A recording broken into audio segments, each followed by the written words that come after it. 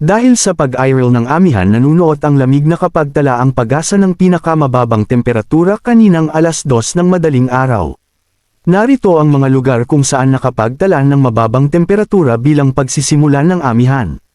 Baguio 17.4 degrees Celsius.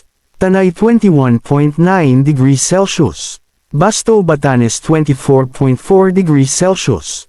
Tuguegarao 25 degrees Celsius.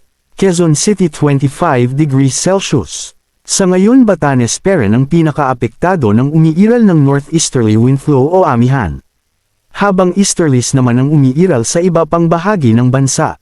Bago matapos ang November posibleng may bagong sama ng panahon ang babantayan, ayon sa pag-asa posibleng magkaroon ng sama ng panahon sa kalagitnaan ng susunod na linggo. Aasahan na papasok ng Philippine Area of Responsibility ang potential na bagyo. Maapektuhan nito ang Southern Luzon, Visayas at Mindanao. Sa ngayon hanging amihan ang nakakaapekto sa extreme northern Luzon habang easterlies naman sa iba pang bahagi o nalalabi ng bansa. Asahan din ang light to moderate rain sa ilang bahagi ng Quezon Province, Bicol Region at Eastern Visayas base yan sa Metro Forecast ng Metro Weather. Samantala uulanin din ang Metro Manila. Paghandaan ang biglaang buhos ng ulan lalo na sa hapon at gabi.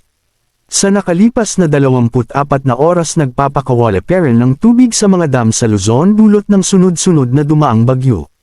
Ayon sa Pag-asa taong gates ang binuksan sa Binga Dam sa Benguet ang naglalabas ng tubig sa nakalipas na 24 na oras habang tig-2 gates naman ang bukas sa Magat at Ambuklaw Dam.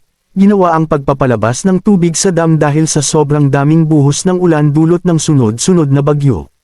Moderate to heavy rain showers with lightning and strong winds due to thunderstorms are expected over Cebu, Mandaue City, Cebu City, Talisay City, Minglanilla, Naga City, Consolacion, Catmon, Sogod, and nearby areas within 30 minutes to an hour.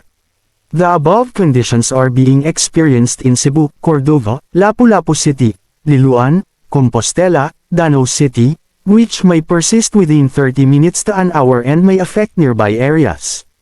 Manatiling nakatutok sa weather balita para sa bago pang updates. Don't forget to subscribe. Thank you for watching. Be safe.